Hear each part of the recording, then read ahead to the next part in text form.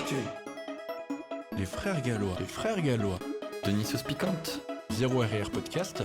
Rémi le Guacamole. Les frères gallois. Salope de Brigitte. Zéro RR Podcast. Turbo Cali. Turbo balèze. Turbo balèze. Ok. Le beurre, l'argent du beurre et le gros cul de la crémière. Salope de Brigitte. Salope de Brigitte. On récapépète. Zéro RR Podcast. Les frères gallois. Ça claque sa mère. Et bonjour et bienvenue dans ce nouvel épisode du Zéro RIR Podcast, toujours animé par les frères gallois. Bonjour à tous. Et aujourd'hui, on se retrouve pour un nouvel épisode et le jeu des 7 différences, trouver les différences dans le décor du podcast. Elles sont minimes cette fois-ci. Il y a eu des micro-changements, mais on peut dire qu'on est sur une version finale, quasi finale du décor. En vrai, je dirais 60%. Quand même. 60%. Alors, moi, je parle des espaces qui sont derrière nous. Par contre, l'étagère reste bien sûr à améliorer. Mais on va dire que... Même les espaces qui sont derrière nous vont être encore améliorés. Ah ouais, tu voudrais... Ouais, bah, il y a des trucs qui sont prévus, fais pas comme si tu savais pas. Merde, oui. Attends, je fronce les sourcils parce que je ne vois plus ce qu'on avait dit. Bref, ça me reviendra sans doute. J'ai essayé de lui montrer, mais il n'a pas compris. Non. Bref, voilà, le podcast continue de s'améliorer légèrement. Là également, on a donc les lumières. Pareil, on a fait les petits réglages. C'est en fait ce qui est trop bien avec ce podcast, c'est qu'on applique les mêmes principes qu'en muscu. Tu vois, c'est vraiment genre, on teste, on récolte la donnée et on adapte.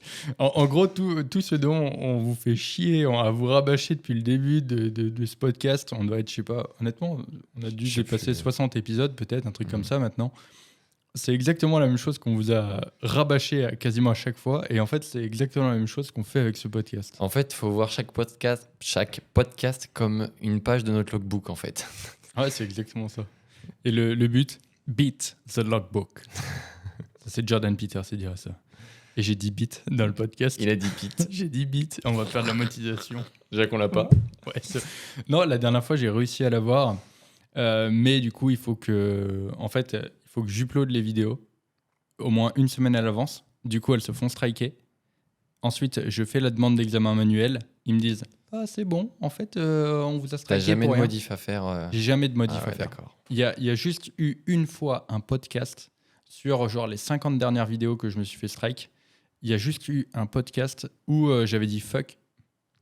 Et ben voilà. Je me suis rendu compte en le disant, faudra le faire. Faudra que je le bip. Et j'ai perdu la motivation à cause de ça. Et après, je vais me plaindre. On peut plus, putain. Oh merde.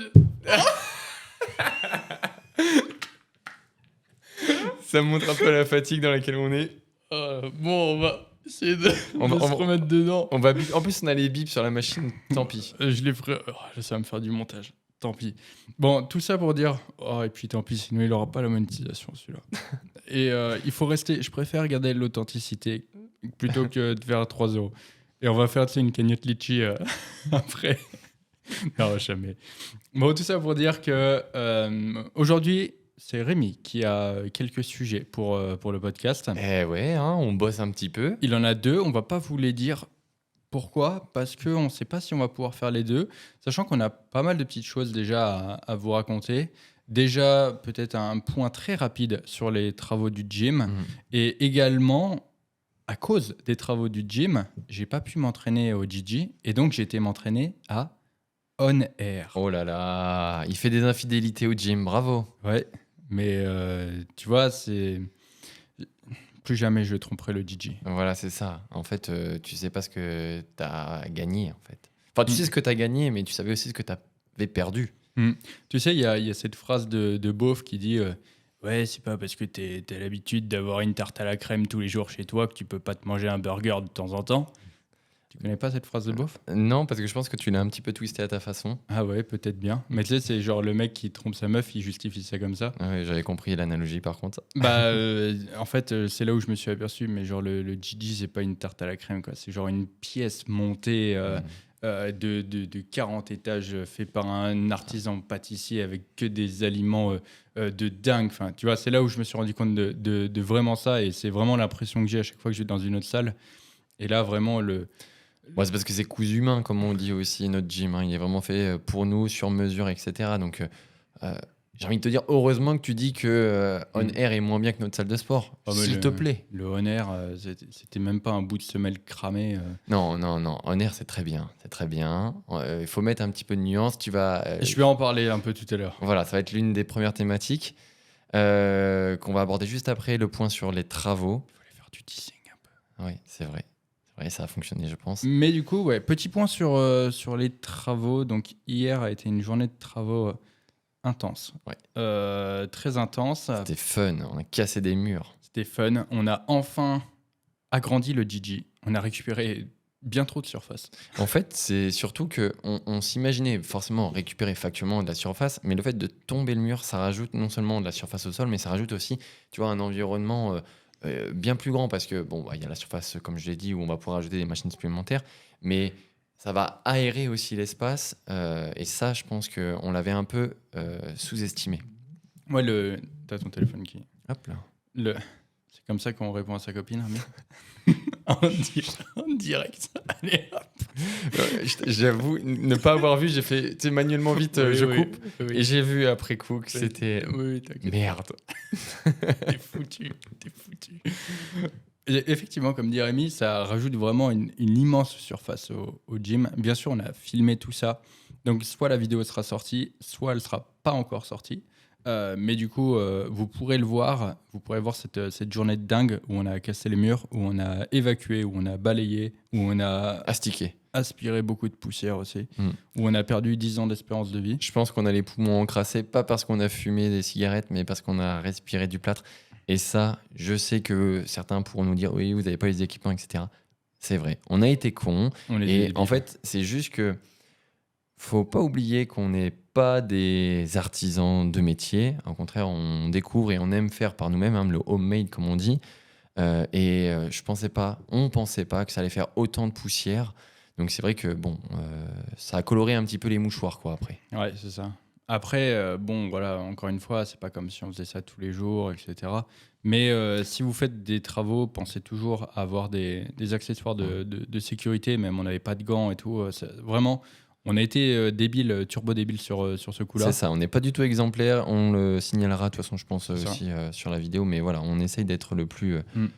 Et ça, tu vois, justement, on dit toujours de privilégier la sécurité dans le podcast. Ça, c'est quelque chose qu'on a beaucoup et c'est quelque chose qu'on n'a pas fait là. Donc, c'est une erreur. Et tu vois, on n'a pas appliqué les principes de la muscu. Et les principes de la muscu sont toujours vrais. Tout à fait. Bref, du coup, on a agrandi tout ça. Donc, on a vraiment beaucoup, beaucoup de place. Et du coup, on a dû surtout faire de la place parce que les murs qu'on a tombés étaient attenants à certaines machines d'une gym. Et donc, on a dû déplacer toutes nos machines. D'où, du coup, l'impossibilité pour Denis de faire certaines machines pour le dos aujourd'hui. Ouais. Bah, disons que la séance de... Donc, aujourd'hui, c'était ma séance dos biceps. Ouais. Et disons que plus de la moitié de ma séance n'était pas possible. Et je me suis dit, bon, bah tiens, il y a un On Air qui a ouvert depuis décembre. Pourquoi pas aller le tester. Ça me fera une vidéo, ça va m'aérer aussi du gym. Exactement. C'est vrai que, rappelons-le, je vis dans le gym.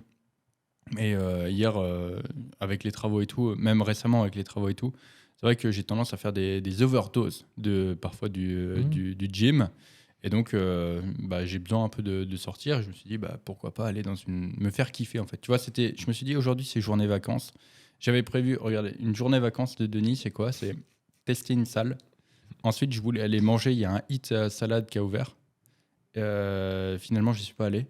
Et ensuite, le dernier point, c'était de faire des courses à manger et m'acheter des trucs qui me fassent vraiment, vraiment kiffer. Genre, Des trucs un peu nouveaux, différents. ouais, j'ai pris des fruits surgelés, j'ai pris des myrtilles, les gars, des myrtilles Et surgelées. les changements incroyables. Ça, j'ai acheté des muffins nature avec des macros de dingue. Eh, dis donc, t'en fais des trucs de ouf dans ta vie quand même. Hein. Et ça, vraiment, tu vois, c'est vraiment les vacances pour moi. Tu vois. Mhm. Mais le pire, c'est que j'ai vraiment tu vois, genre, ça me fait turbo kiffer. Ouais. Et tu vois, Rémi, la dernière fois, alors je sais pas pourquoi je fais ce lien-là, Mais Rémi me parlait justement d'une de ses connaissances qui aimait photographier la Lune et que Rémi n'y voyait pas forcément d'intérêt, etc. Ouais. Et en fait, c'est comme ça, tu vois. Chaque personne a ses trucs qui lui font kiffer. Et en fait, tu peux pas juger, tu peux pas. Et moi, c'est ça, genre, juste. J'ai été faire mes courses, les gars, j'ai acheté. C'est dans les petits plaisirs comme ça qu'on on se fait vraiment du bien finalement. Il y a pas le. Si, il y a un pot de cannelle, vous le voyez dans le coin. Il est nouveau, lui. Il est nouveau. Avant Et que tu le manges, avant que tu derrière- le consommes complètement. derrière, il y a le même pot en paprika.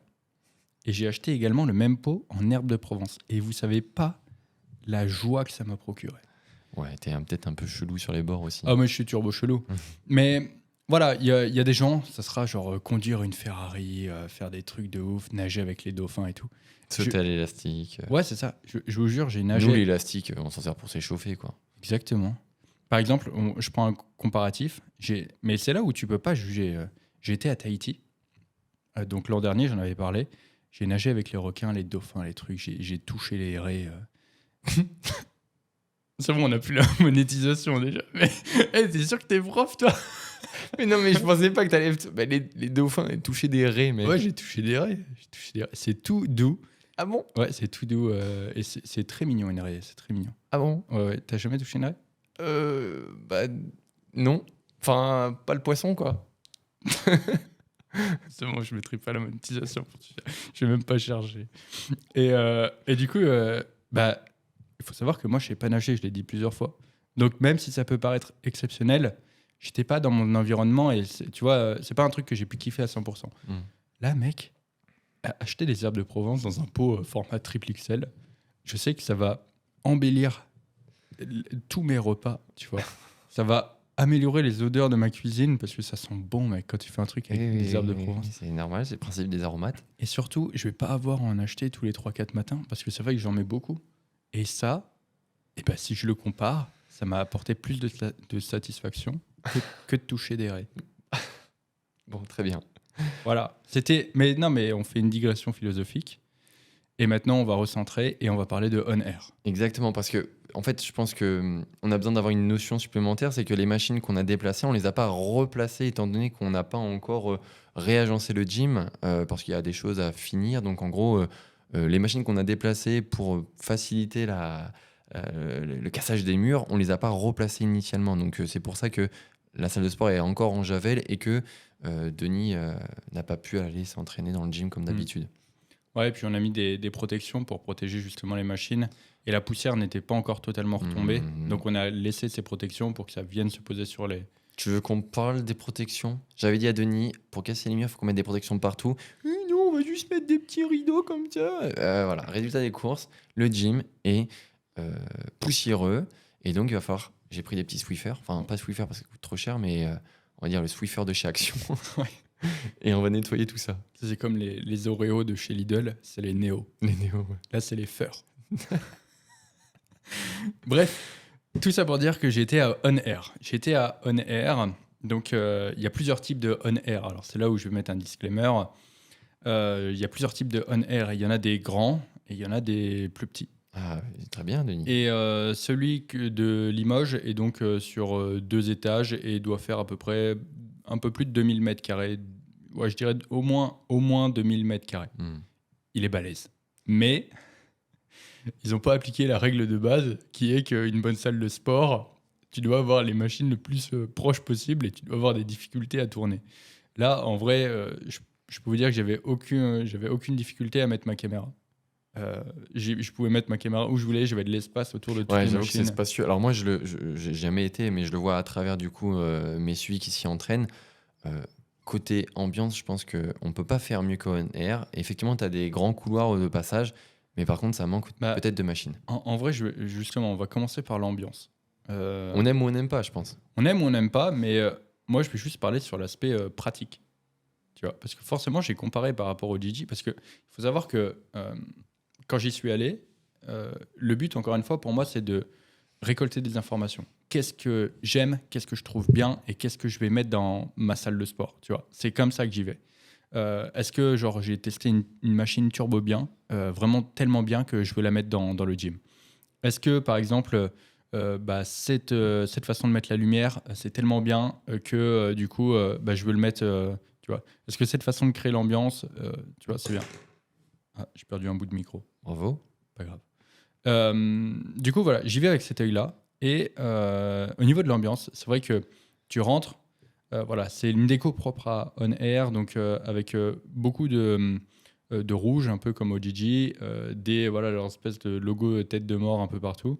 Une grande baie vitrée. Alors, tous les On Air ne l'ont pas, mais là, il y a une baie vitrée avec les machines du coup, qui sont en face. Ah, stylé, ça, par contre. Et après, du coup, donc, le fameux espace poids libre avec les lumières rouges, c'est assez sombre, mais d'un point de vue du posing, génial. Donc effectivement, tu es dans cette espèce d'ambiance. Mais quand tu cherches la performance, quand tu cherches le... tu peux pas t'empêcher de... Par exemple, j'ai fait des machines qui étaient en face de la baie vitrée. Et le problème, alors c'est pas la chaleur, c'est genre juste que le soleil il tapait dessus, ça m'éblouissait, ça me défonçait la gueule, ça me défonçait les yeux. J'étais obligé... Tu fais ta série les yeux fermés parce que c'est pas... Pour de vrai ou c'est que t'es une petite nature? Alors, pour de vrai. Ah ouais, ok. Pour de vrai. Pour de vrai. Et donc, tu as toute une rangée de machines qui... en vrai, c'est pas dérangeant. Tu as juste à tourner les machines dans l'autre sens. Tu vois. Mais déjà, elles n'étaient pas dans le bon sens, selon moi. Ouais, mais c'est parce que c'est pour l'orientation, le côté un petit peu belle vue, etc. Ouais, mais en soi, quand tu fais ta série, je sais pas si tu profites trop du parking. C'est vrai. Mais du coup, ouais, ça, c'était, on va dire, un potentiel problème. Et également, l'autre côté, le côté poids libre, pour vous dire, il fait tellement sombre que, en gros, ma caméra qui fait un tracking du visage n'arrivait pas à le faire. Donc, il fait vraiment sombre. Et c'est vrai que parfois, j'ai certains de mes suivis qui m'envoient des vidéos au On Air. Et en fait, donc, eux-mêmes baissent la luminosité de base parce que ça rend toujours un peu mieux. Et en fait, vu comme c'est très sombre, il y a parfois y a des mouvements, tu vois rien. Mais vraiment que tu vois rien. Genre, moi, je mets à fond la luminosité et je vois rien du tout. C'est pour les économies d'énergie, ça se trouve, mais ouais, on a mais bien compris. Et là, c'est pareil sur la vidéo. J'ai pas regardé tous les rushs, mais j'ai dû mettre la luminosité au max du max. Je pense que je vais devoir retoucher en post-prod parce que c'est vrai qu'il fait très très sombre. Et ça, en vrai, j'y suis resté pas ultra longtemps dans l'espace poids libre, mais rien que ça, genre, tu restes trop longtemps, t'as mal à la tête, quoi. Parce que ça, en fait, ça te demande un effort, mec, d'être là-dedans. Et surtout, en fait, ça fait cave fermée, pas ouf, tu vois. Et heureusement que tu as ce côté baie vitrée à côté où tu peux récupérer de la lumière, un peu trop pour le coup, parce que sinon, tu as vraiment cet effet enfermé, vraiment. Et en fait, je me suis fait la réflexion, c'est est-ce que je préfère avoir une lumière tout le temps dans ma salle où peu importe où je vais enlever mon t-shirt, je vais looker bien? Parce que c'était ça, hein, clairement c'était ça, tu vois. Je regardais de temps en temps dans le retour de la cam, j'avais l'impression que j'étais strié, fibreux, je rendais trop bien. Donc est-ce que je préfère ça ou est-ce que je préfère genre juste maximiser mes performances pour le training, me sentir bien là où je m'entraîne? Parce que justement, on en avait parlé avec Lucas Gouif la dernière fois que j'avais été le voir. Il s'entraînait au bout d'un moment à On Air. Il m'avait dit, ouais, non, On Air, je sature, tu vois. Je sature l'ambiance, les musiques, le truc. Et puis, justement, cet effet cave, ça va, c'est vrai que ça va 2 secondes. Donc, effectivement, cette ambiance, elle est très bien pour le mec qui veut looker bien, prendre des photos et tout, faire un shooting. Mais être tout le temps dans une ambiance comme ça, en vrai, c'est pas ouf. Je pense que c'est pas ouf. Et tu peux très, très vite saturer, je pense, à cause de ça. Et surtout, si tu restes que dans l'espace poids libre, tu finis par te sentir pas très bien. Tu finis comme Batman, quoi. Ouais, c'est ça. Tu sors de la salle, tu vas sauver Gotham, quoi. Mais donc ça, c'était pour l'ambiance. Mais sinon, c'est vrai que, genre, en vrai, c'est magnifique. D'extérieur, c'est magnifique. Et en fait, quand je suis rentré dans le On Air, je me suis dit, c'est l'inverse de ce que nous, on a fait. C'est-à-dire que nous, on a mis tout dans le matos. On a mis tout dans le matos. Et eux, j'ai l'impression qu'ils ont fait l'inverse. Ils ont mis tout dans la beauté visuelle, les lumières, l'ambiance, etc. C'est ce qui importe, si tu veux, d'abord. Hein, le premier truc qui va te faire acheter, pousser à la consommation, c'est la vitrine. En gros, est-ce que c'est beau? Est-ce que c'est beau? Est-ce que c'est beau? Et surtout, en fait, quand tu vois On Air, l'ambiance te donne envie d'y aller. Mais plus tu y passes du temps, et moins tu as envie d'y rester. C'est ça, en fait, le truc, tu vois. Mais sinon, voilà, l'ambiance générale est plutôt bien, mais sur le long terme, tu peux assez vite saturer, surtout si tu as tes machines qui sont dans l'espace, donc l'espace poids libre, etc. D'accord, ok. Ensuite, d'un point de vue de la disposition du matériel, donc il y avait du Hammerstring et du Gym 80, qui sont, on va pas se mentir, des marques plutôt bas de gamme sur le marché. Pour moi, on va dire parmi les marques bas de gamme, donc on va citer Hammer, Gym 80, Matrix, Technogym. T'en as d'autres, Rémi, qui te viennent? Après, tu vas avoir tout ce qui est un peu moins connu, BH. Ouais, oui, ok. Mais on va dire que c'est les plus connus. c'est les plus connus. Ouais. Et, Gym 80 il n'était pas forcément connu il y a 3 ans, on va dire. ouais. Ça a été popularisé, je pense, en grande partie par On Air. Oui, c'est ça. Ils ont su se démarquer grâce à ça. Et du coup, on va dire que pour moi, la meilleure marque des bas de gamme, je pense que tu seras d'accord avec moi, Rémi, c'est Matrix. Ouais, je pense aussi. Matrix est la leader des bas de gamme. Et la pire, Enfin, c'est pas bas de gamme, c'est, on va dire, bon marché. Disons ça plutôt. ouais, C'est pas forcément pour faire du politiquement correct, hein, je préfère le préciser. C'est que parmi tous les standards qu'on retrouve dans les salles de sport, Matrix semble être la marque bon marché la plus qualiteuse, on se dit pas, si de vous qualité. voulez, si vous voulez quelques reviews des machines Gym 80, allez voir du coup la vidéo où je m'entraîne. J'ai fait du coup les reviews des machines pour le dos, etc. Et même du matos que j'ai pu tester. T'as sorti la sauce piquante? Je me suis retenu. Alors il faut savoir quelque chose, c'est que j'ai vraiment pas été piquant du tout. Purée. Et Tu t'as adouci avec le temps? Non, parce qu'en fait la séance d'essai était gratuite. et Il voulait pas froisser. Et non, c'est pas ça, c'est que je me sentais mal de critiquer quelque chose sur lequel. Tu vois, c'est un peu comme si on m'invite à manger et que je dis le gâteau est dégueulasse alors que c'est pas moi qui l'ai fait. Non, mais c'est surtout que, attention, hein, c'est bien critique constructive, positive. Hein, on n'est pas sur une critique au Denis de la merde. Denis a testé, Denis a l'expérience de savoir. Quand je donne des critiques, en fait, il faut pas le voir comme des critiques, c'est je donne des points d'amélioration. Voilà. C'est-à-dire que si aujourd'hui le mec qui a designé les machines regarde, il sait exactement comment améliorer sa machine. Voilà, c'est comme ça que je le vois. Et donc, en fait, j'ai pas noté toutes les machines, mais la meilleure note que j'ai donnée, je crois, c'est 3 sur 10. Ouais, quand même, t'as été piquant. Hein. Ah non, j'ai été honnête. Ça, c'est du politiquement correct. mais du coup, voilà, si je devais faire un petit résumé de Gym 80, Gym 80, c'est comme toutes les marques de machines, j'ai envie de dire, tu as des très bonnes machines et tu en as des très mauvaises. C'est juste que Gym 80 a une plus grande proportion de très mauvaises par rapport aux très bonnes. Mais c'est le même principe pour Matrix, Technogym, etc. C'est juste que, pour reprendre l'exemple de Matrix, on dit bon marché parce que, au vu de toutes les machines qu'ils proposent, il y en a plus qui sont intéressantes que Gym 80 pour les équivalences. Et après, l'autre chose qui m'a froissé, c'est que donc, j'ai fait une séance dos biceps. Et au-delà, donc les défauts des machines, en fait, c'est juste le choix du matériel de la salle. Donc, comme je l'avais dit quand j'avais été au Fitness Park de Clichy, il manque des machines essentielles, tu vois. Encore une fois, il n'y a pas de poulie d'angle. C'est-à-dire que... Tu peux le faire, mais tu es obligé de bricoler sur les poulies Gym 80 assises. Pourquoi tu es obligé de bricoler, mec? Ils ont 4 machines Gym 80 qui ne sont pas ajustables, mais juste tu mets 2 poulies d'angle, c'est vachement mieux. Ouais.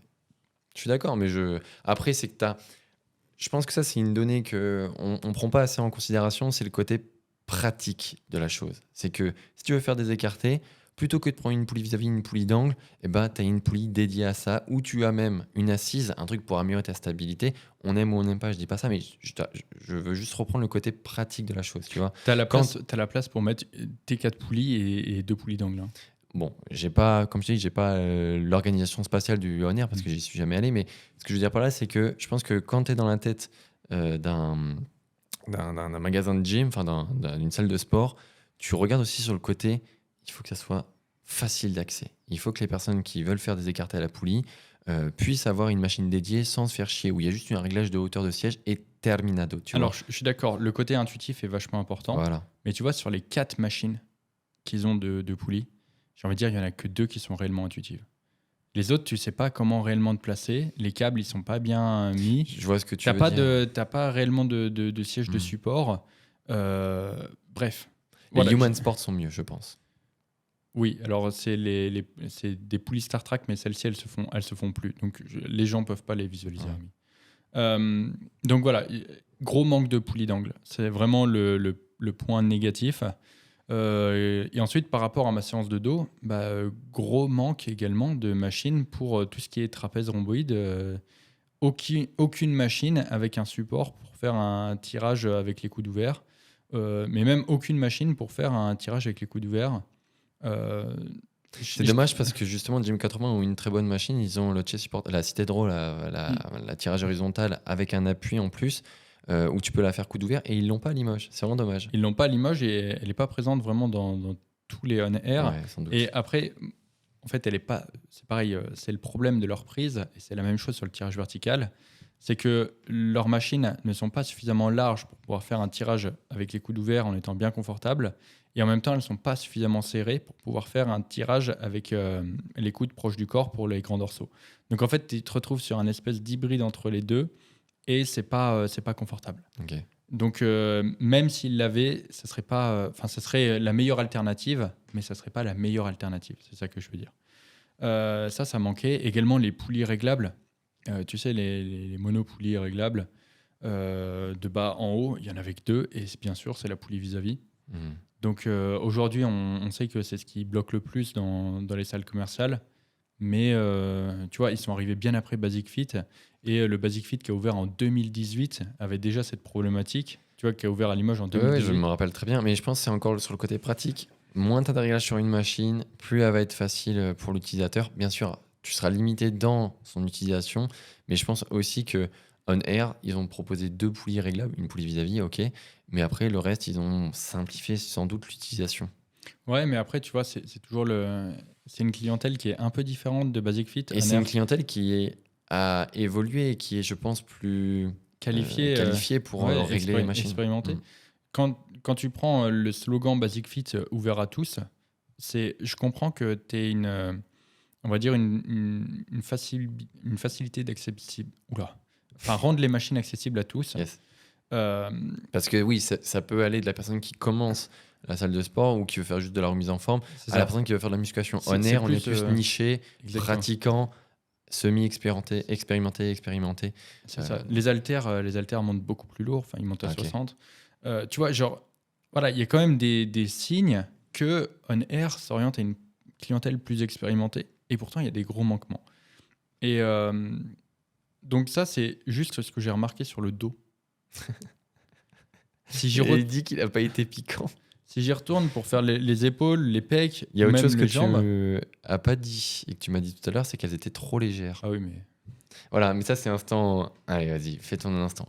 Moi, je suis une brute alors je suis en déficit calorique. non, mais je veux dire, dans n'importe quelle salle commerciale, j'aurais eu le même problème. C'est juste que On Air, c'est vrai que leurs machines sont particulièrement légères pour le coup. Mm. C'est-à-dire que, comme dit Rémi, heureusement que j'étais en déficit et que, et que j'étais au plus bas de ma force, parce que en fait, voilà quoi, sinon ça l'aurait pas fait.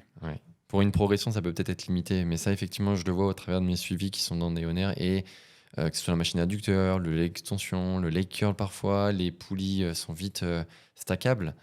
Même Donc, les haltères, tu vois, les haltères. 60 kilos, bon, ça dépend ce que tu fais avec. Non, hein. non, mais en fait, c'est trop drôle parce que quand je suis au Gigi, je m'échauffe avec les haltères de 2,5. Et là-bas, donc, c'était soit 2, soit 4. Et donc, je me dis, je vais prendre 2. Je prends 2. Je dis, voilà, ils sont en plastique, tu vois. Et ils semblaient vraiment très, très, très, très, très légers. Et du coup, c'est pareil. Je sais plus pour quel exo que j'ai fait pour mon curl marteau. La charge que je prends au Gigi, normalement, je fais 6 reps. J'en ai fait 14, là. Donc, alors bien sûr, après, Ouais, t'avais pas la même fatigue induite par ta séance, peut-être. c'est pas le même équilibre aussi, mais globalement, même leur plaque de vin, elle semblait plus légère. Tu vois, parce que j'ai fait le tirage horizontal Hammer en uni, Mm. qui était la machine la moins mauvaise. Et encore, je l'ai modifié, tu sais, pour overload le début. D'accord. Ah oui, d'accord. Je vois. Et du coup, je l'avais faite quand j'étais au fitness park de Clichy avec 5 plaques. De toute façon, on ne peut pas en mettre plus. Et j'avais fait 6 reps au fitness park de Clichy et je faisais 93 kilos à peu près à ce moment-là. Et donc là, je fais 86 kilos, j'ai mis 5 plaques et j'ai fait 9 reps. Donc, Peut-être qu'elles sont plus fluides, peut-être que voilà, la mécanique est plus en vrai, huilée, disons. je l'aurais senti s'il y avait eu des frottements, etc. Puis avec une telle charge, je Ouais, pense que tu les sens moins. Ouais. Mais honnêtement, même tu le sens quand tu prends une plaque de 20, tu trimbales pas une plaque de 20. Sur le bout du doigt, comme ça. Ouais, en gros, tu prends une plaque de 20 du GG, ça te remet vite à l'ordre comparé à. En fait, tu le sens quand tu passes du très lourd au du coup plus léger. Hmm.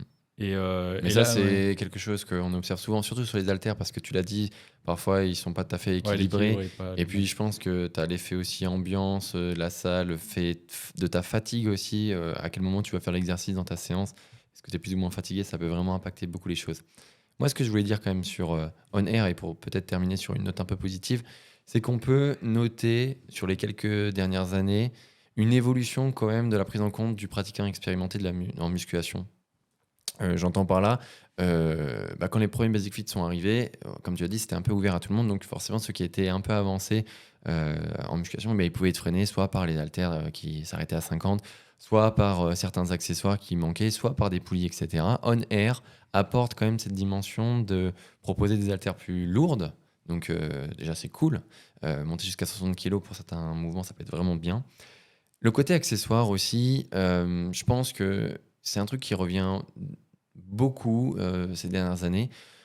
Autant au début, je me rappelle quand on faisait TikTok où je mettais des poignets, des sangles de tirage, des keufs, bref, tout ce que tu voulais. On a été traité de bricoleur, ou quand j'utilisais mes poignets Prime, etc., on était traité de bricoleur. Maintenant, c'est, on va dire, standard dans les salles. Et On Air propose des poignées diverses et variées avec la possibilité d'avoir des accessoires pour tout et n'importe quoi. Donc ça, si, c'est, je trouve, quelque chose d'innovant. Alors, je crois que c'est par un système, mais tu me corrigeras, mais c'est pas un système de garant. Tu donnes quelque chose à l'accueil et il donne aussi une poignée, etc. Non, les poignées sont en libre accès. Voilà, tu te rends compte. Une poignée en libre accès, je veux dire, c'est pas rien. Donc, c'est cool aussi d'avoir des poignées différentes parce que ça peut pas convenir à tout le monde. Je les ai taillées. J'ai taillé les poignées Prime. Non, mais on fait une petite parenthèse là-dessus. Les poignées Prime, effectivement. Non. Vous irez voir la vidéo et vous saurez pourquoi c'est pas bien. Vas-y, continue. Parce que elles sont pas entièrement réglables. Rémi a raison. Il y a quand même une progression. Je trouve. Il y a une progression. Ça, c'est une certitude. Mais c'est vrai que.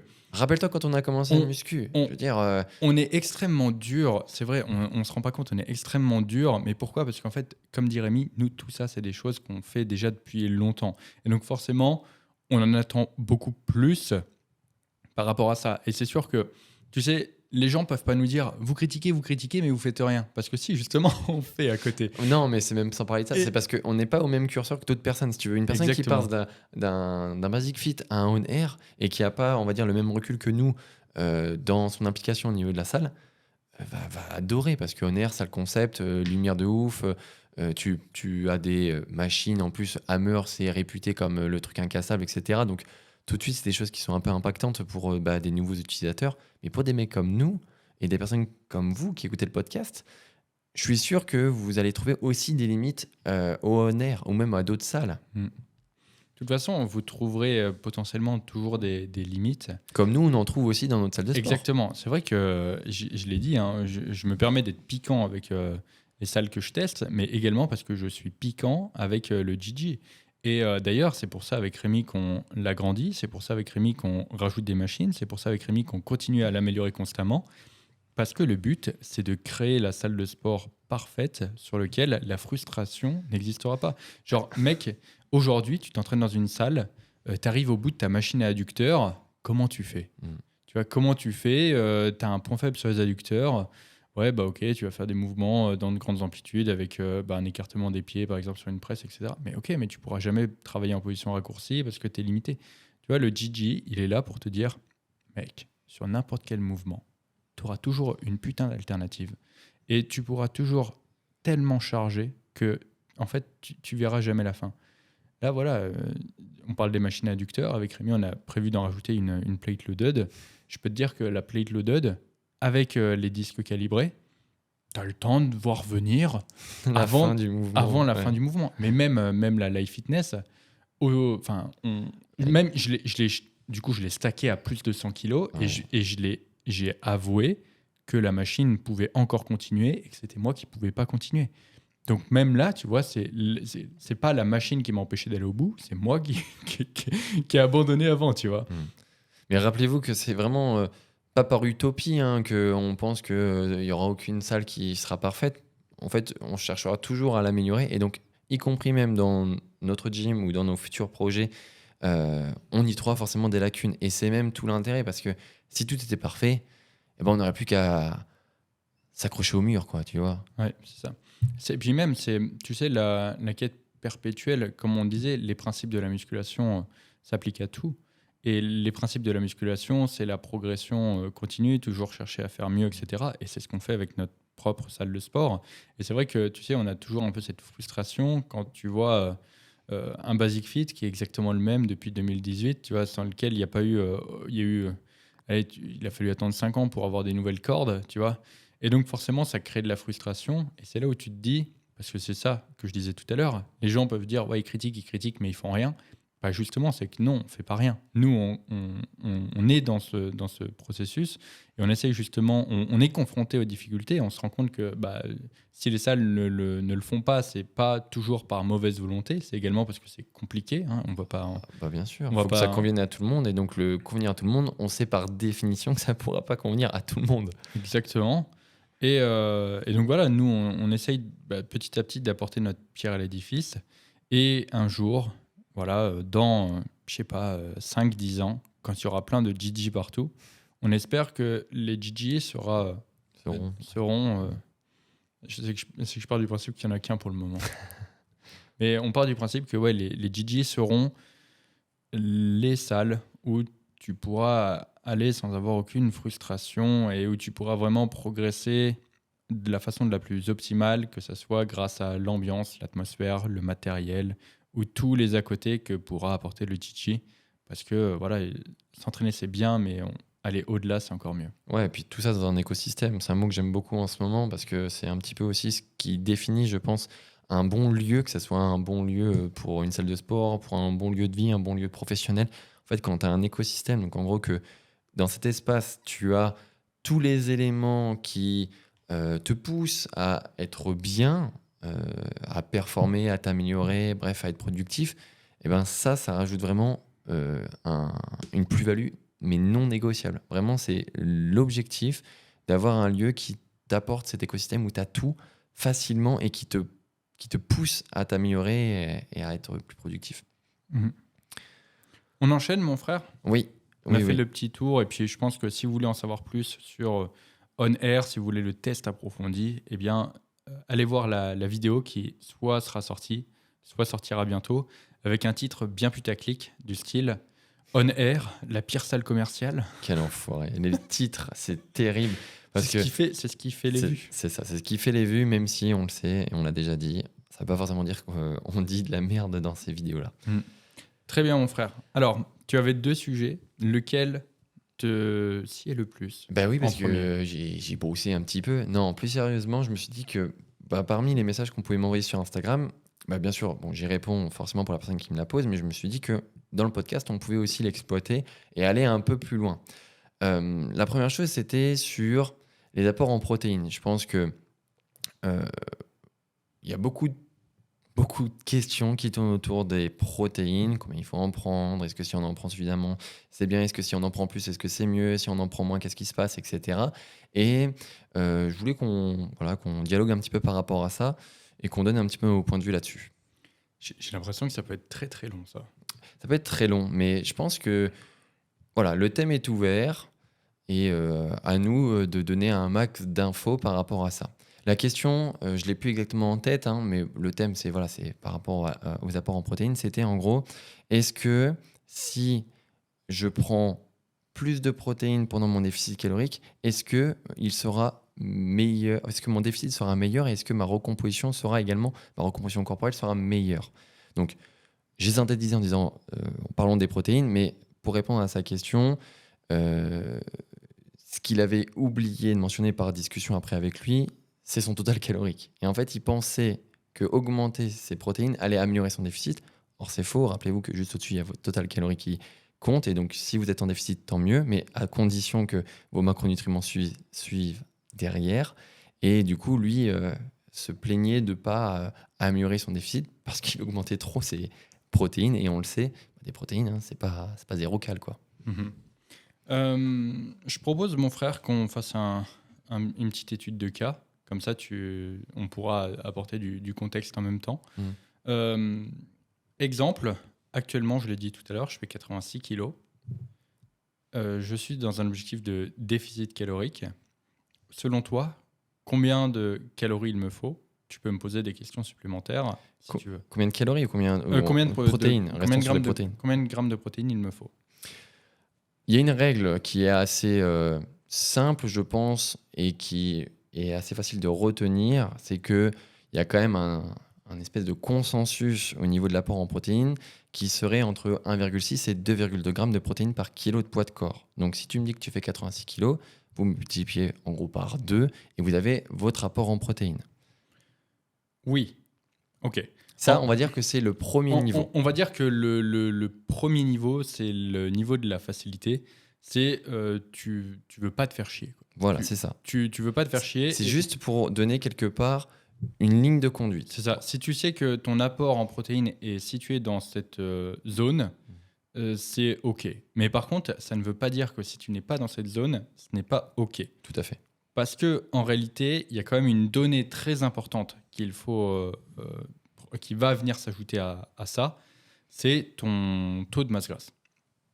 Et c'est pour ça qu'en général, c'est forcément un peu plus complexe, mais je recommande d'utiliser le taux de masse grasse pour avoir une idée du taux de protéines qu'il faut.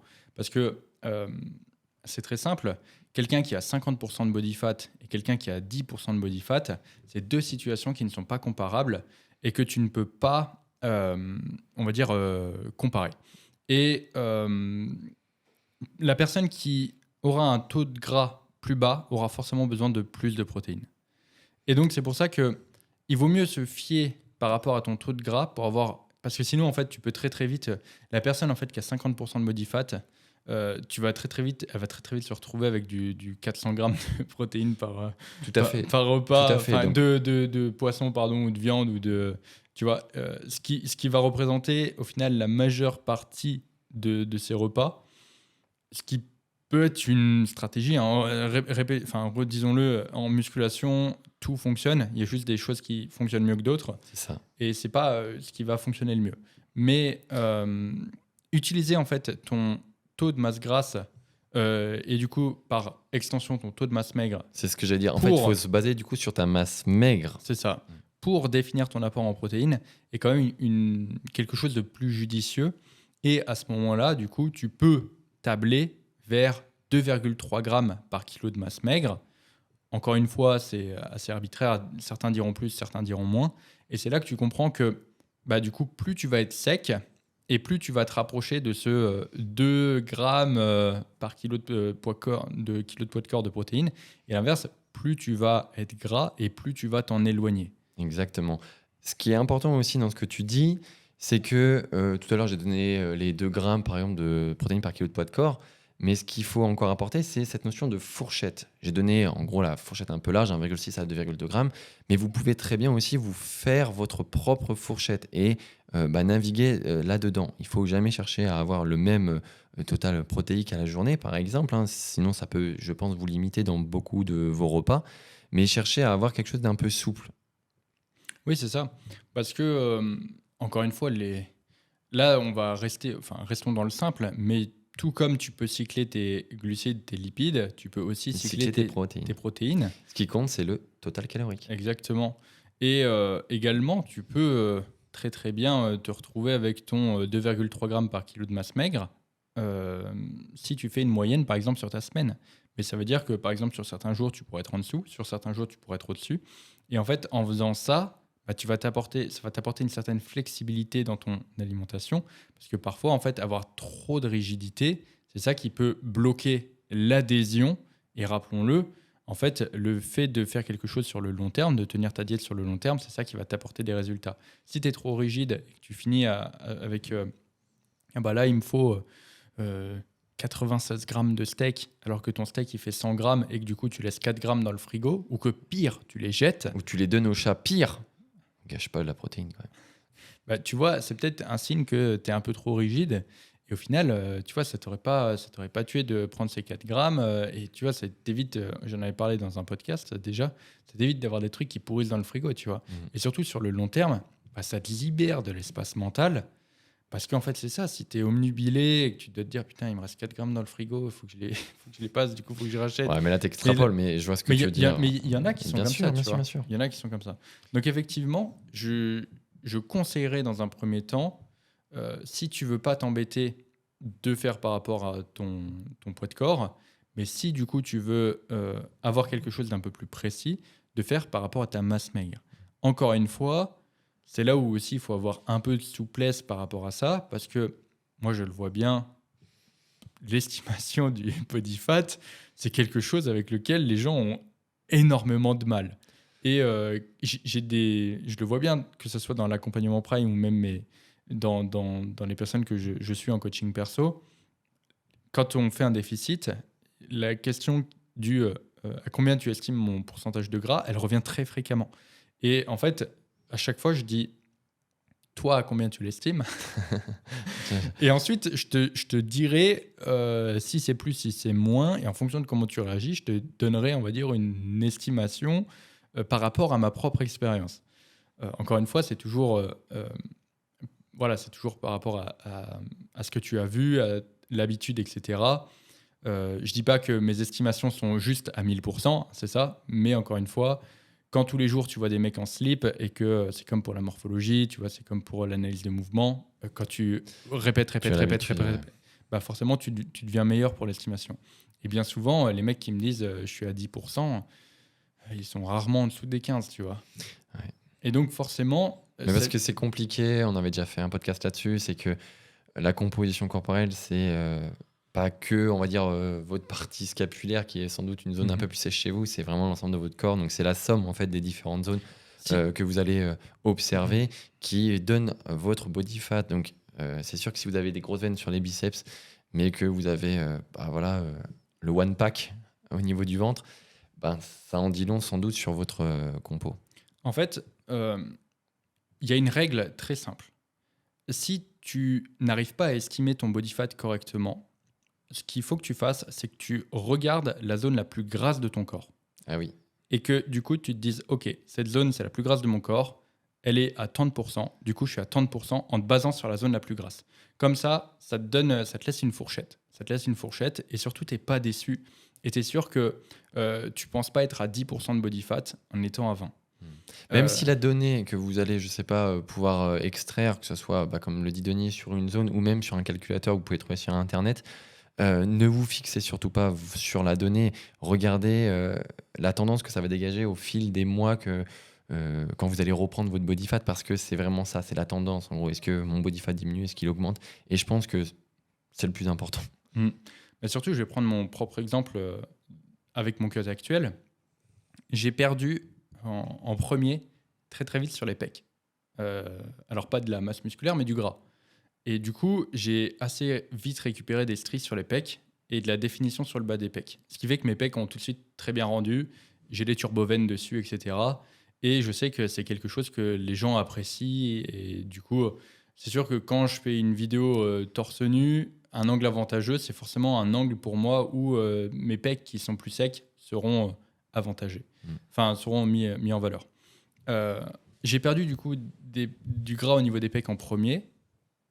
Mais j'ai pas, par exemple, j'étais beaucoup plus gras. J'avais une grosse différence, par exemple, avec le ventre, le bas du dos, etc. Après, ça a vraiment été, c'est vraiment, vu comme tu choisis pas là où tu perds du gras et que tu peux pas réellement l'influencer. Alors oui, les séries longues, etc. On en a déjà parlé, machin et tout. C'est beaucoup d'efforts pour très peu de résultats. Donc non, indirectement, la réponse courte, c'est tu ne peux pas influencer là où tu perds du gras. Et Et du coup, j'ai perdu sur les pecs. Après, j'ai perdu un peu au niveau du ventre, devant. Donc, j'ai récupéré, j'ai récupéré 5 ou 6 veines au niveau du bas du ventre. Après, du coup, j'ai perdu au niveau des jambes. Donc là, j'ai une belle délimitation ischio-quad, etc. Mais j'ai encore du gras sur l'avant des quads. Ensuite, j'ai les épaules qui ont commencé à découper. Alors que les épaules et les pecs, c'est assez proche. Mais j'ai vraiment commencé à découper, à avoir cette Ouais, t'as jonction. vu la différence. Ouais, cette jonction épaule-bras qui est vraiment devenue définie. Et là, du coup, je suis en train de perdre j'ai trouvé que j'avais quand même bien perdu au niveau du gras du bas du dos. Mais ça s'est fait vraiment par étapes. Et c'est le processus sur 3 ou 4 semaines. Et c'est pas moi qui l'ai choisi. Et donc, en fait, c'est très simple. La problématique qu'ont les gens, c'est que tu perds du gras des pecs en premier. Tu vois tes veines sur les pecs, tu vois tes stries sur les pecs. Tu te dis, OK, je suis à 10% sur les pecs. Ce qui est peut-être vrai. Oui, oui. Mais mec, si tu es à 20% sur le ventre, tu peux pas dire que tu es à 10%. Tu Bah, vois, c'est ça. surtout que c'est une moyenne. Si tu veux, tu prends plusieurs zones, C'est ça. tu prends du coup ce que ça donne comme valeur et après bah, tu fais une moyenne et ça te donne, on va dire, ton body fat. Mais si tu veux l'estimer, du coup, de manière à être sûr de ne pas te tromper, bah, si tu sais que là où tu es le plus gras, c'est sur le ventre, bah, du coup, pars du principe que ton taux de body fat, c'est celui que tu as sur celui du ventre. Comme ça, tu es sûr que voilà, tu es sur ton body fat maximum. Et de toute façon, tu seras forcément un peu en dessous si tu fais une moyenne, mais te faire chier à faire l'ensemble des moyennes, encore une fois, ça sera toujours qu'une estimation. Donc c'est pour ça. Utilise la mesure de là où tu es le plus gras. Et comme ça, c'est une mesure sécuritaire. Ouais, c'est bien. Ça, du coup un petit peu la notice là, de l'apport en protéines. Denis l'a dit par rapport à votre masse maigre. On a parlé aussi de la fourchette des protéines, en gros, à avoir. Et il y avait aussi une autre data, c'était sur votre protéine hebdomadaire. En fonction de ce que vous allez manger dans la semaine, il y a certains aliments qui vont vous apporter plus de protéines que d'autres. Pour vous donner un petit exemple, j'ai mangé c'était de la truite il n'y a pas longtemps et la truite, forcément que c'était un peu moins protéiné que par exemple mon filet de poulet ou le thon que je mange et c'était aussi un peu plus gras. Donc sur ce jour-là, j'avais des apports en protéines un peu en dessous de ce que j'avais l'habitude de consommer.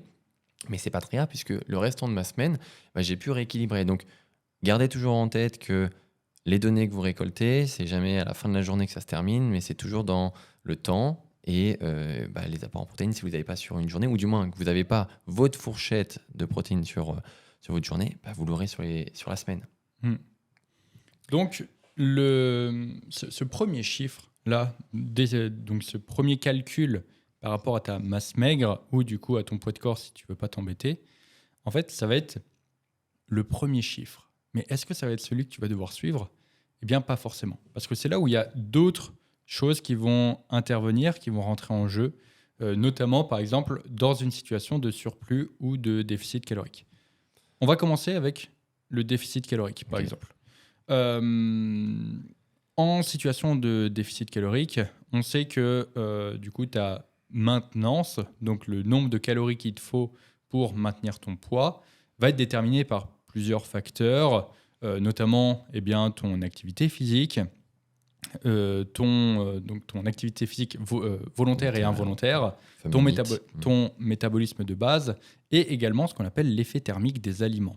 L'effet thermique des aliments, c'est quoi ? C'est tout simplement une donnée qu'on a et c'est en gros l'énergie que va utiliser un macronutriment pour être assimilé. Exemple, les protéines vont utiliser 30% de leur énergie qu'elles vont apporter pour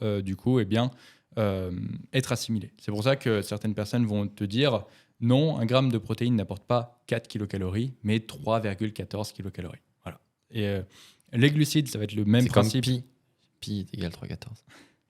Les glucides, c'est un petit moyen mémotechnique. Attention, je vais te couper. Il est insupportable. J'ai pas relevé parce que... Il continue.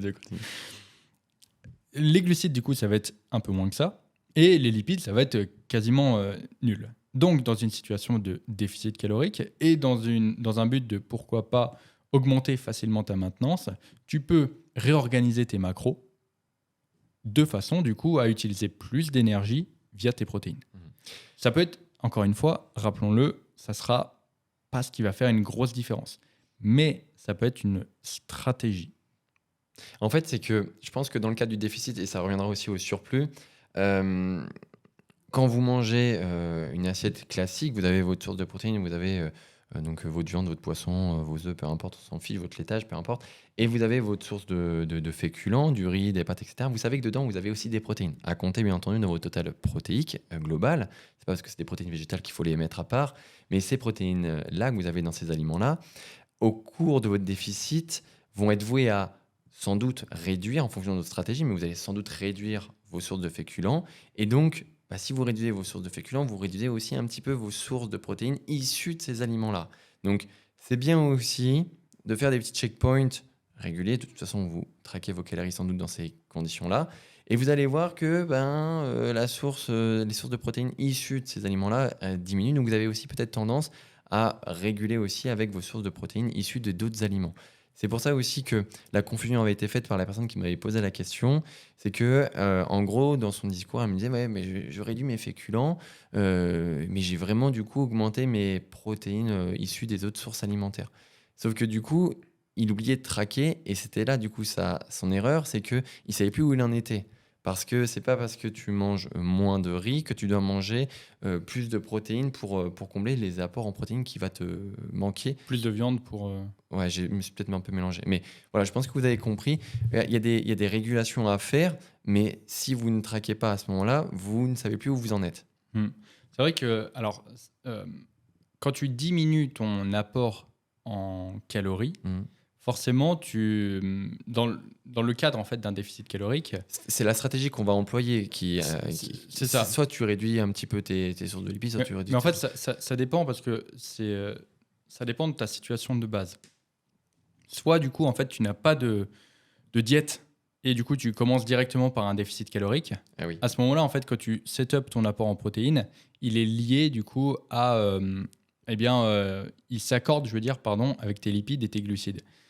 Là, Rémi, la situation qu'il a donnée, c'est dans le cas où, par exemple, tu as maintenance calorique ou que tu es en surplus calorique et que tu diminues tes calories de façon, du coup, à transitionner vers une phase de déficit. Et à ce moment-là, effectivement, quand tu es dans une phase de maintien ou de surplus et que tu diminues tes calories par rapport à ça, ce qui se passe, c'est que tu as tendance à diminuer soit tes sources de glucides, soit tes sources de lipides, et en gros à conserver tes sources de protéines, parce que les sources de protéines souvent sont calculées et sont, du coup tu es autour du fameux 2,3 grammes par kilo de masse maigre.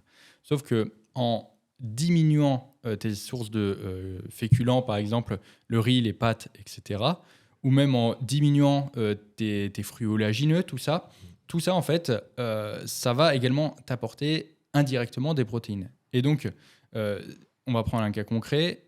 Quand tu étais à maintenance, tu mangeais 150 grammes de riz et 200 grammes de poulet.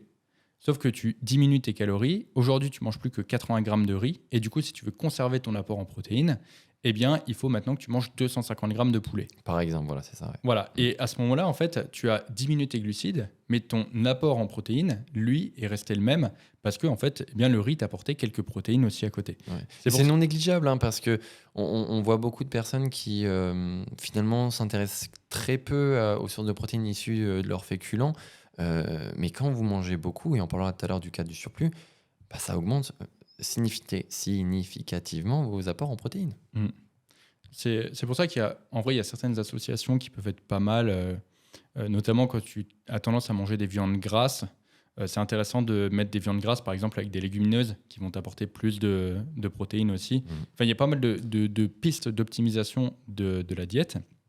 Et du coup, pour en revenir à ça, le fait que du coup, tu doives équilibrer ton total de protéines par rapport à la baisse de tes féculents et donc de tes sources de glucides et de tes sources de lipides, c'est de là que vient cette impression de devoir augmenter son apport en protéines durant un cut. Mais en réalité, tu ne l'augmentes pas, tu l'ajustes juste en fonction de ce que tu as diminué. Ouais.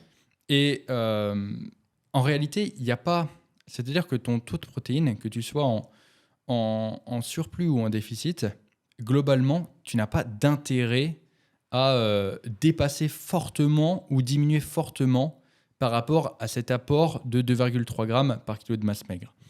euh, tu peux parfois être plus, tu peux parfois être moins en fonction des situations, mais ce qui va faire ça, ça va être surtout l'adhésion. C'est-à-dire que certaines personnes, parce que du coup, ça va être l'inverse en fait en prise de masse, c'est-à-dire que si tu transitionnes d'un déficit calorique à un surplus calorique, forcément tu vas augmenter tes sources de lipides, tu vas augmenter tes sources de glucides, et donc tu vas augmenter tes sources de protéines végétales. C'est ça. Et donc, cette fois-ci, tu vas devoir diminuer tes sources de protéines animales pour, du coup, rééquilibrer. Et donc, peut-être que si aujourd'hui, tu es à 80 grammes de riz et que demain, tu passes à 200 grammes de riz, bah, ça se trouve, là où tu étais avant à, 250 grammes de filet de poulet, bah, tu seras peut-être qu'à 150 grammes de filet de poulet. Et dans la tête des gens, quand tu réduis cet apport en protéines, C'est exactement là que je voulais en venir. les gens, ils vont vriller, ils vont se dire « Oh, mais si j'ai plus de protéines, je vais perdre du muscle, etc. » Alors que non, ton apport en protéines va rester le même, c'est juste que tes sources vont être différentes. Et c'est pour ça que je l'ai vu plein de fois avec certains suivis, et même certaines personnes de l'accompagnement Prime, il y a certaines personnes, quand elles ont été habituées à manger 200, 225 grammes par exemple, de filet de poulet ou de bœuf 5% Et que par tu repas, réduis cet apport. et que alors tu là, réduis, ouais. et que je leur dis, bah, en fait, maintenant, en gros, tu n'as plus besoin d'avoir autant. Tu vas faire des économies en plus. Voilà, tu vas faire des économies. Tu as juste besoin, bah, si on fait le calcul, en gros, il te faut 100 grammes, tu vois, 100 grammes, et tu te fais un petit dessert avec du skyr, par exemple, tu vois. Le mec, il vrille dans sa tête. Et à ce moment-là, bah, en gros, c'est pareil, c'est toujours une question d'espace mental. Si jamais ça te prend trop d'espace mental de te dire que tu manges pas, bah, à ce moment-là, c'est pas très grave si tu dépasses les 2,3 grammes, que tu montes peut-être à 2,6, 2,7, 2,8.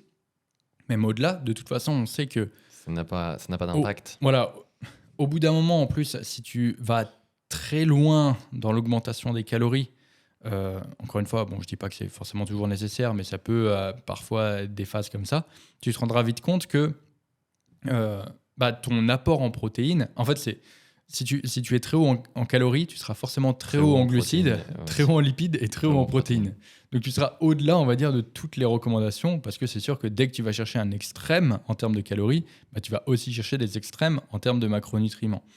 Et donc, si tu es un peu au-dessus et que tu te sens bien comme ça, ne te prends pas la tête, reste comme ça.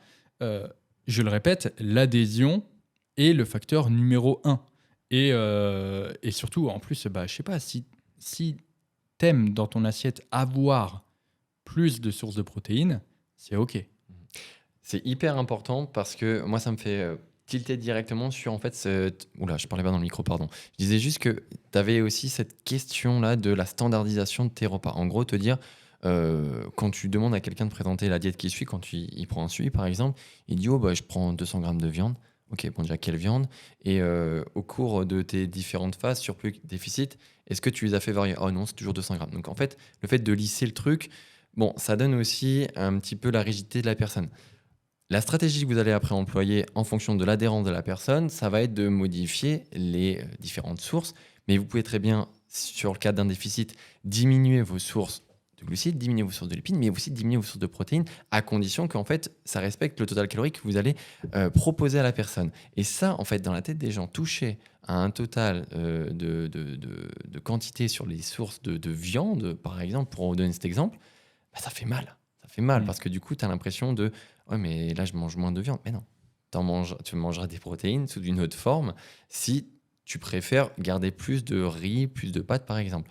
Et je donne, parce que c'est arrivé il n'y a pas si longtemps que ça, il me dit, mais moi, j'ai besoin, en fait, finalement, de manger beaucoup de filets de poulet parce que j'ai l'impression que c'est un petit peu le must-have pour mon corps. Bon, bien sûr, on déconstruit un petit peu ça, on explique que non. Je dis, mais à condition, si tu veux manger tes 200 grammes de filets de poulet, bah, tu vas manger davantage de pommes de terre que du riz ou des pâtes parce que, on va dire, les valeurs protéiques de ces aliments-là, enfin de la pomme de terre, te permettra de manger plus de sources de protéines animales. Voilà, donc il y a plein de choses à démystifier et qui traînent encore. Et je pense que c'était hyper important qu'on parle de ce thème-là. Que vous soyez dans un surplus, dans un déficit, vous pouvez tout à fait mobiliser n'importe quel macronutriment et vous pouvez aussi jongler sur vos préférences et vous devez même jongler sur vos préférences. Si vous avez besoin de volume dans vos assiettes, que vous avez besoin de manger votre riz, vos pâtes en quantité parce que c'est un petit peu votre vecteur d'énergie, vous sentez que vous avez un besoin supplémentaire, bah, vous avez tout à fait raison de les privilégier. Par contre, réduisez intelligemment vos sources de protéines animales, par exemple, à condition que ça respecte toujours vos fourchettes de protéines. Très bien, mon frère. Maintenant, je pense qu'on peut parler du qu'est-ce que ça fait d'être trop haut ou trop bas en protéines. Ouais. Parce que ça, c'est aussi intéressant et les gens se demandent. Déjà, qu'est-ce que ça fait d'être trop bas en protéines ? Bah, en soi, pas grand-chose. Parce qu'on a quand même des études qui nous montrent que même à 1,6 g de protéines par kilo de poids de corps, il n'y avait pas forcément de différence sur la prise de muscle comparé à un groupe qui était plus haut, au-delà des 2 grammes par kilo de poids de corps. La prochaine étude qui va arriver sur le lab, elle porte justement sur l'apport en protéines des personnes au-delà de 60 ans, parce que je pense que c'est quelque chose qui va vous donner, je pense, un cadre d'inspiration pour vous dire que plus vous vieillissez, plus vous devez faire attention à vos apports en protéines. Et dans l'étude, c'est des personnes qui étaient pas forcément pratiquantes, mais qui mangeaient pas forcément de manière traquée. Forcément, il y a personnes à 60 ans qui ont autre chose à foutre que de traquer leurs aliments. Et justement, le fait d'induire un apport en protéines sur 3 groupes différents, ils ont montré que dans tous les cas, un apport en protéines au-delà de 1,2 g améliorait la santé des personnes et surtout leur composition corporelle. C'est ça. Il y a un apport de sécurité qui a été fixé, qui est de 1 g par kilo de poids de corps et qui permet de prévenir la fonte musculaire. Et vous allez nous dire, mais c'est hyper facile en fait d'être au-dessus d'1 gramme. Eh bien, pas forcément. Pour des personnes qui mangent très peu parce qu'elles sont inactives ou que voilà, elles font pas forcément attention à ce qu'elles mangent, qu'elles par conviction mangent peut-être moins d'aliments issus de la viande animale, etc. Pour le côté économique aussi. Pour le côté économique aussi, finalement, ça peut vite arriver. Vous pouvez vite vous retrouver en manque de protéines. C'est vrai qu'il ne faut pas comparer le go muscu à la personne lambda. Parce qu'en fait, le go muscu, il n'aura jamais trop de difficultés à avoir ses apports en protéines. Parce que comme on l'a dit, il voudra toujours manger trop de poulet, tu vois. Il voudra manger trop de poulet. Les fameux sous poulet. Il voudra toujours mettre 3 scoops de whey dans ses shakers. Donc, il n'aura jamais trop de problèmes de La protéines. scoop bombée, on en a déjà parlé. Mais pour un individu lambda, et c'est parfois ce qu'on observe quand les gens commencent à se mettre au sport et qu'ils commencent du coup à faire attention à leur apport en protéines, tout le monde ne mange pas, par exemple, une viande à chaque repas, tu vois. Tout le monde ne se complémente pas en protéines. Tout le monde, du coup, n'a pas aussi les moyens d'acheter de la viande, etc. Regardez votre entourage. Moi, je pense directement à nos vieux, hein, enfin, que ce soit nos grands-parents, etc. Mais quand tu regardes leur petit-déj, t'as pas forcément de source de protéines. Ouais, c'est ça. Tu regardes le midi, bon, effectivement, il y a un repas peut-être un peu plus type avec voilà, un peu tout dans le repas. Et le soir, ils font la petite soupe, quoi. C'est ça. Petite soupe et puis téléfilm. Et puis, en fait, là, tu te dis, mais c'est sûr que la personne manque de protéines. C'est ça. La plupart des repas, enfin, des personnes qui, on va dire, ont plus de 40 ans, quelque chose comme ça, et qui ont grandi comme ça, c'est effectivement le matin, c'est café et pain beurre. Confiote, un petit peu de confiture. Un peu de confiote, si tu veux. Le midi, ça va être, dans le meilleur des cas, une source donc une viande. C'est un repas qui est souvent construit. Mais très léger. Et le soir, c'est une soupe, tu vois. Donc, c'est sûr que d'un point de vue des apports en protéines, moi, je me souviens très bien quand je travaillais dans les hôpitaux, etc. C'était ça, les consultations, c'était ça. Et je remarquais bien plus souvent, enfin même quasiment tout le temps, un manque de protéines comparé à un surplus. Mais du coup, qu'est-ce que ça te fait d'être trop bas en protéines ? Est-ce que tu vas perdre du muscle ? Non, parce que l'apport en sécurité est quand même très bas. Tu ne vas pas perdre du muscle, mais par contre, ça ne veut pas dire que tu pourras en construire. Tu favorises vraiment pas, finalement. Voilà, il y a une nuance. Maintenant, du coup, donc ça, c'est le trop bas. Ensuite, du coup, il y a le seuil optimal, qu'on a parlé au début, donc 2,3 grammes par kilo de masse maigre. Et après, le trop de protéines. Alors, le trop de protéines, déjà, on va mettre quelque chose au clair. La littérature scientifique nous a montré à maintes et maintes reprises... Et tout ça, c'est sur le lab. À maintes et maintes reprises que pour une personne n'ayant aucun souci rénal de base, ça ne posait aucun problème d'être trop haut en protéines. Ouais. Il y a des études, j'ai plus les chiffres en tête, mais il y a des personnes qui sont montées à plus de 4,5 grammes de protéines. Et sur le très long terme. Et très long terme. Et c'est même ça la donnée qui est importante. C'est pas manger beaucoup de protéines sur 3 semaines, mais c'est manger beaucoup de protéines sur X mois, quoi. Il y a même des papiers qui sont sortis récemment qui montraient que ça a amélioré la fonction rénale d'être plus haut en protéines. Donc, on est loin du cliché d'il y a 10 ans, par exemple. Maintenant, être trop haut en protéines, est-ce que... donc, on a vu que ce n'était pas néfaste, mais est-ce que c'est une bonne chose ? En fait, déjà, on va revenir aussi sur le mythe du « ton corps ne peut pas absorber plus de 30 grammes de protéines ». Et alors, il y a le truc aussi par repas aussi. Oui, mais Ouais. c'est ça, c'est par repas. Ouais. Mais en fait, donc ça, c'est un vieux mythe qui existe et qui existe encore chez certains, qui disait que, en gros, tu étais obligé de manger toutes les 5 heures quand tu étais un bodybuilder, non, c'était toutes les 2h30, pardon. Ah oui, c'est ça, parce que Parce c'était que le temps sinon- de digestion et après, tu pouvais rebalancer. Non, parce qu'en fait, c'était le maximum que Ah, ton de- corps pouvait assimiler assimiler en protéines. en termes de protéines. Aujourd'hui, on sait que ton corps peut absorber une grande quantité de protéines. Sur les tests, ils sont montés même à plus de 150 grammes. Alors, j'ai plus les chiffres en tête, mais voilà. En fait, on sait qu'il n'y a pas réellement de limite, c'est ça qu'ont montré les études, il n'y a pas de limite à ce que ton corps peut absorber. Par contre, il y a une limite à ce que ton corps peut utiliser. Parce que c'est ça, en fait, absorber les protéines et les utiliser, c'est deux choses différentes. Parce que concrètement, en fait, quand tu apportes des protéines à ton corps va s'en servir pour déjà toutes les protéines, on va dire, structurelles, tout ce qui va être le bon fonctionnement de ton corps, tout ce qui est enzymes, tout ça, c'est des protéines, etc. Et ensuite, effectivement, si tu fais du sport, il va potentiellement s'en servir pour créer, construire du tissu musculaire. Mais si tu as un excédent de protéines, ton corps, il part toujours du principe que il faut, s'il a un excédent, en fait, il va le stocker sous une forme d'énergie ou il va le convertir sous une forme d'énergie qui pourrait être utilisée. Parce que c'est comme ça, c'est la survie. Et ton corps, en fait, fait des réserves. il fait des réserves. Mais encore une fois, ça ne veut pas dire que tu vas stocker tes protéines en graisse. Tu vas d'abord les transformer dans une source d'énergie. Et ensuite, cette source d'énergie va pouvoir potentiellement être utilisée lors, par exemple, d'un effort. Et si, par exemple, tu ne fais pas d'effort, à ce moment-là, oui, cette source d'énergie sera stockée sous forme de graisse. Tu vois, il y a quand même un processus biochimique. Mais ça, je l'ai déjà expliqué.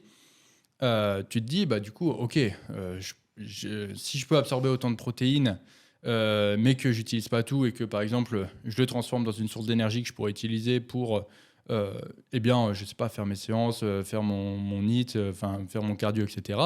C'est bénef, tu vois, c'est bénef. Sauf que, en gros, dans ces processus biochimiques, tu vas quand même avoir tu sais, c'est un peu comme quand tu es dans un pays étranger. Tu vois, quand j'étais à Budapest, je payais en forint et en fait, c'était retiré en euros sur mon compte. Sauf que dans le processus, j'avais des frais de change. Et en fait, c'est le même principe. C'est-à-dire que dans le processus biochimique de transformation de tes protéines dans une source d'énergie, en fait, ce qui va se passer, c'est que tu vas avoir des frais de change qui vont être énormes. Un coût énergétique. Et du coup, en fait, c'est là où tu te dis, j'aurais plus eu d'énergie si je les avais apportés directement sous, par exemple, des formes de glucides. Tu vois. Donc, avoir trop de protéines ne posera pas de problème, mais encore une fois, est-ce que c'est la meilleure des choses à faire ? Non. C'est pour ça que, en gros, ce qu'on me dit, c'est si tu es un peu au-delà de tes protéines parce que tu es un psychorigide et que du coup, tu veux pas descendre en dessous de tes 250 grammes de poulet, même si tu es à 5 grammes de protéines par kilo de poids de corps, ok. Mais encore une fois, il y aurait des façons nettement meilleures d'améliorer ta situation et d'optimiser ta situation. On le répète, en musculation, tout marche. Il y a juste des choses qui marchent mieux que d'autres.